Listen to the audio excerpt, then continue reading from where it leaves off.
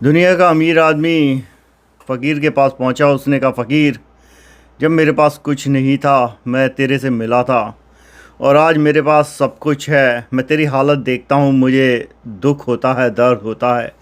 बता मैं तेरे लिए क्या कर सकता हूँ।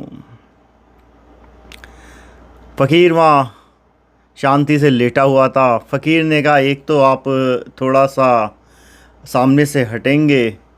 ये जो धूप आ रही थी और उसके साथ ठंडी ठंडी हवा, उसका आनंद अलग था। अमीर आदमी जानता था या पागल है, सनकी है फ़कीर, वो खैर हट गया।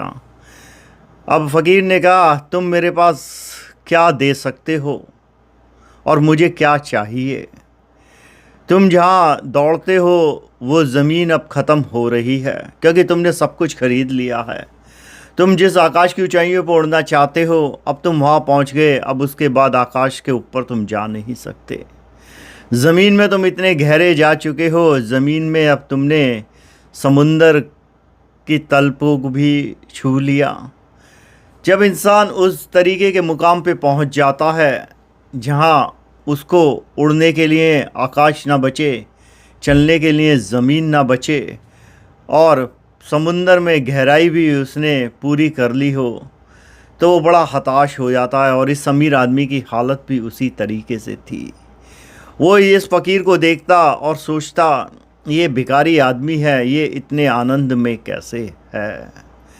इस फ़कीर ने उस अमीर आदमी से कहा, तुम जो है कभी इस सफलता का, इस धन का मतलब समझे ही नहीं कि सच्चा धन और सच्ची सफलता क्या है। तुम देखो, तुम्हारे पास सब कुछ है, तुम कितने सारे लोग लेकर मेरे यहाँ आए हो, क्योंकि तुम्हें अपने जीवन का डर रहता है हमेशा। तुम्हें उस जीवन का डर है जो कभी तुम्हारा था नहीं, क्योंकि तुमने तो सिर्फ पैसे इकट्ठे करे हैं। मैं जानता हूँ तुम बहुत अमीर हो, तुमसे ज़्यादा अमीर इस दुनिया में कोई नहीं, लेकिन तुम आज भी मेरे पास यहाँ के खड़े हो। दूसरा ये, तुम एक तनाव में रहते हो, कल क्या हो जाएगा, तुम्हारे जाने के बाद इस धन का क्या होगा, तुम्हारी आगे आने वाली पीढ़ियाँ होंगी नहीं होंगी, तो ये सब एक तनाव पैदा करते हैं। या तुम इस चक्कर में लगे रहते हो कहीं कुछ और छूट तो नहीं गया।